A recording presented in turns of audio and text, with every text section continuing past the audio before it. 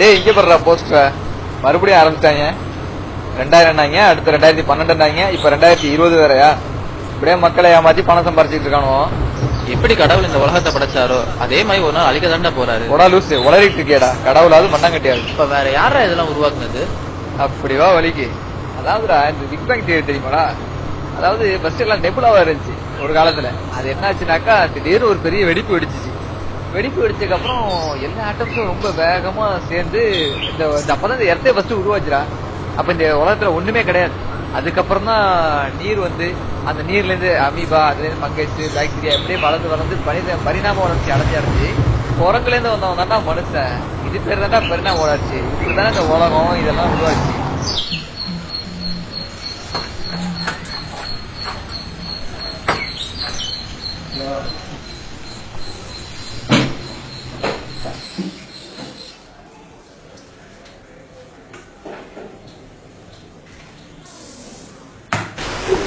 ஏய் கொஞ்சம் தானே போடுறா. டேய் என்னடா இது? டேய் என்னடா போட்டு வச்சிருக்க? செமையா இருக்குடா. நீ வேற சும்மா இருடா. இன்னைக்கு எப்படி வந்தோமோ அதே மாதிரி தான் அன்னைக்கு காலேஜ் முடிச்சுட்டு வந்தேன். கதவை திறந்து பார்த்தா எல்லாம் தானா இருக்குது. ஏய் சும்மா கலாய்க்காதடா. சொல்றா இதெல்லாம் எப்படிடா பண்ண? ஏய் சீரியஸா பேசுறேன்டா. நீ வேற காமெடி பண்ணிக்கிட்டு வந்த எல்லாம் தானா இருந்துச்சுன்னு சொல்ற. நீ வேற இவனோட நல்லதாடா இருந்த மெண்டல் மாதிரி பேசிக்கிட்டு இருக்க. இதெல்லாம் எப்படா தானா வரும்? அப்படிவா வலிக்கு. அப்ப இது தானா வராது நம்ப மாட்டிருக்கல. அப்புறம் எப்படி இந்த உலகம் எப்படி தானா வரும்?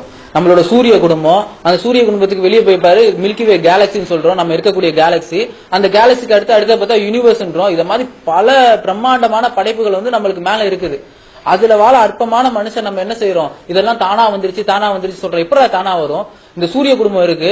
இந்த சூரிய குடும்பத்துல 11 கோள்கள் சுத்தி சுத்தி வருது. ஒண்ணு இடிக்காம வருது. அது எப்படா வர முடியும்? ஏன்னா மேல ஏதாவது டிராபிக் போலீஸ் இருந்துகிட்டு இப்படி வா அப்படி வான்னு யாரா சொல்லி இருக்காங்களா? இது எப்படிலாம் எப்படா தானா வர முடியும்? மனுஷன் குரங்குல இருந்து வந்தான்னு சொல்ற. யாரா ப்ரூவ் பண்ணா? டார்வின் ஒருத்தர் சொன்னாரு, தியரியே எழுதி வச்சுட்டு போயிருக்காரு. ஏதாவது இப்ப இருக்க சயின்டிஸ்ட் யாரா ப்ரூவ் பண்ணாங்களா மனுஷன் குரங்குல இருந்து வந்தான்ட்டு? இன்னும் எந்த ப்ரூவ்டே இல்லாத ஒரு சயின்ஸ் தான் அது. சரி, தேனியை பத்தி பாத்துட்டு இருக்கோம்ல. நம்ம சாதாரண தேனி, அதை வந்து எல்லாரும் சாதாரணமா பாக்குறோம். ஏதோ பூல இருந்து அதை தேன் எடுத்துட்டு வந்து அதோட கூட்டுல வைக்குது. அதுலதான் தேனை சேகரிக்குது. ஒவ்வொரு பூல இருந்து போய் தேன் எடுத்துட்டு வருதுன்னு சொல்றோம். ஆனா இதை பத்தி குரான் 1400 வருஷத்துக்கு முன்னாடி சொல்லுது. தேனி வந்து பூல இருந்து எடுத்துட்டு வந்து தேனை சேகரிக்கல. அது வந்து பூவுல போய் சாப்பிடுறது வந்து அதோட உணவை தான் அது உண்டு கொள்ளுது. அது வந்து அதோட கூட்டுல எப்படி தேன் உருவாகுதுன்னா அதோட வயிற்று பகுதியில இருந்து வெளியாகக்கூடிய ஒரு பானம் தான் தேனு அப்படின்னு குரான் சொல்லுது. இப்ப அறிவியலாளர்கள் வந்து அதை ஆராய்ச்சி செஞ்சாங்க. இப்ப ப்ரூவ் பண்ணியாச்சு.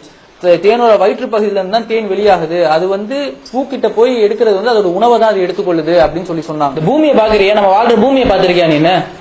இத்தனையோ கோள்கள் இருக்கு. நம்மளை சுத்தி 9 கோள்றாங்க, 11 கோள்றாங்க, இத்தனையோ கோள்றாங்க. ஆனா இந்த கோள்ல, இந்த பூமியில மட்டும் மனுஷன் வாழ்றதுக்குள்ள எல்லாமே இருக்குது.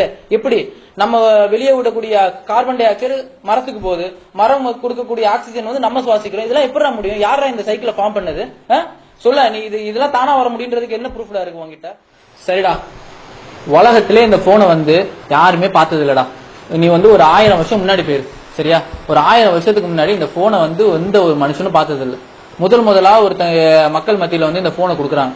கொடுத்து இந்த போன் வந்து இந்த பட்டன் அழுத்தினா ஆன் ஆகும், இந்த இந்த பச்சை பட்டன் அழுத்தினா கால் வந்து போகும், இந்த ரெட் பட்டன் அழுத்தினா கால் வந்து கட் ஆகும். இதெல்லாம் சொல்லி கொடுக்கணும்னா யாரா சொல்லி கொடுப்பா? என்ன உலகத்திலே யாரும் பார்க்காத எக்யூப்மெண்ட்ஸ் அப்படின்னாக்கா அந்த எக்யூப்மெண்ட்ஸ யாரு கிரியேட் பண்ணாங்களோ, யாரு படைச்சாங்களோ அவங்க தான் சொல்லுவாங்க. இந்த எக்யூப்மெண்ட்ஸ் எப்படி ஆப்ரேட் பண்ணணும், என்னென்ன பண்ணணும் அவங்க தான் சொல்லுவாங்க. வேற யார் சொல்ல முடியும்? சரிடா, இந்த மொபைல சொன்னேன். அப்ப இந்த மொபைலோட ஃபங்க்ஷனாலிட்டியை பத்தி இதை யார் படைச்சாரோ, யார் இதை கிரியேட் பண்ணாங்களோ அந்த மேனுஃபேக்சர் தான் சொல்லணும் இதோட ஒர்க்கிங் ஃபங்க்ஷனாலிட்டி இதுன்ட்டு. ஒரு யூசர் மேனுவல் வச்சு உனக்கு சொல்லி கொடுக்கணும், இப்படிதான்ப்பா ஒர்க் பண்ணணும்ட்டு. அதே மாதிரிதான் இந்த உலகம். இந்த உலகம் சொன்னல பிக் பேங் தியரியில இருந்து வந்துச்சு.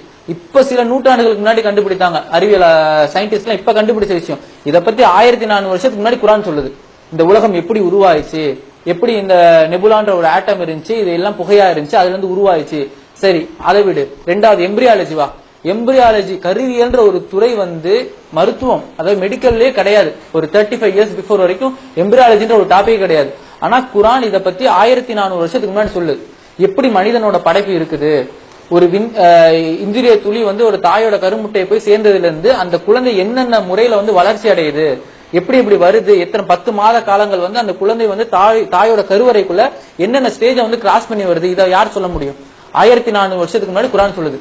சரிடா, நம்ம வாழக்கூடிய இந்த பூமி, இந்த பூமிக்குள்ள அந்த காலத்துல வந்தவங்க, அதாவது வந்து ஒரு 300 இயர்ஸ் பிஃபோர் போயிடலாம், 300 வருஷத்துக்கு முன்னாடி வாழ்ந்தவன்கிட்ட போய் யார்கிட்ட போய் கேட்டாலும் வானத்துக்கு போக முடியுமான்னு கேட்டா போகவே முடியாதுன்னுவான். ஆனா பூமிக்குள்ள ஈஸியா போயிடலாம். எந்த அளவுக்கு நினைச்சிட்டு இருந்தாங்கன்னா இந்தியாவுக்கு பேரலா இருக்காது அமெரிக்கா, இந்தியால இருந்து நேரம் ஓட்ட போட்டு அமெரிக்காவுக்கு போயிடலாம் அப்படி நினைச்சிருந்தான். ஆனா வானத்துக்கு பறக்கவே முடியாது, நம்மளால வானத்துக்கு போகவே முடியாதுன்னு எப்ப வரைக்கும் நினைச்சான்? ஒரு 250-300 வருஷத்துக்கு முன்னாடியும் மக்கள் இப்படிதான் நினைச்சிருந்தாங்க. ஆனா குரான் எப்ப சொல்லுது? 1400 வருஷத்துக்கு முன்னாடி எந்த ஒரு அறிவியல் வளர்ச்சியும் இல்ல, சாதாரண ஒரு மைக்ரோஸ்கோப் கூட இல்லாத காலத்துல குரான் சொல்லுது, நீ வானத்துக்கு சுல்தான் ஒரு பவரை உண்டாக்கி கொண்டு நீ வானத்துக்கு நீ பிரயாணம் போகலாம், நீ ஒரு டூரிஸ்ட் மாதிரி நீ போகலாம். ஆனா உனக்கு பூமிக்குள்ள ஒரு மலையோட உயரத்தை கூட நீ இந்த பூமிக்குள்ள போக முடியாதுன்னு குரான் சொல்லுது. ஃபார் எக்ஸாம்பிள், இந்த உலகத்திலேயே உயர்ந்த மலை எவரெஸ்ட் தான். அந்த எவரெஸ்டோட ஹைட் கூட நம்மளால பூமிக்குள்ள போக முடியாது. ஏன் தெரியுமா? பூமிக்குள்ள லாவா, கேள்விப்பட்டிருப்பல, லாவா அதாவது நெருப்பு குழம்பு இருக்கு. எந்த ஒரு ஆப்ஜெக்ட், எந்த ஒரு திங்ஸ் உள்ள போனாலும் அது என்ன ஆகும்? மெல்ட் ஆயிரும். எதாலையும் உள்ள போக முடியாது.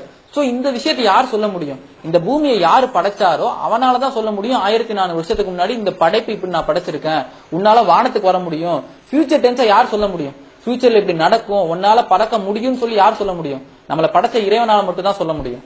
சோ இவ்வளவு பெரிய ப்ராசஸையும் யாரால இந்த புக்ல சொல்ல முடியும்? எப்போ? 1400 வருஷத்துக்கு முன்னாடி யாரால இந்த புத்தகத்துல சொல்ல முடியும்? எந்த ஒரு அறிவியல் விஞ்ஞானமும் இல்லடா அந்த காலத்துல. அந்த காலத்துல யார் சொல்லியிருப்பா? நீயே சொல்லு. இந்த உலகத்தை பற்றிலாம் 1400 வருஷத்துக்கு முன்னாடியே சொல்லியிருக்காங்கனாக்கா அது உலகத்தை படைச்சவங்களால தான் சொல்ல முடியும். அப்போ ஒரு சுப்ரீம் பவர், ஒரு கடவுள் இருக்கான்னு நம்புற இல்லடா நீ? அப்போ நீ சொல்கிற மாதிரி ஒரு கடவுள் இருக்கான்னு நான் ஒத்துக்கிறேன்டா. எனக்கு கொஞ்சம் குரானை பற்றி தெரிஞ்சுக்கிறதுக்கு கொஞ்சம் ஹெல்ப் பண்ணுறியாடா?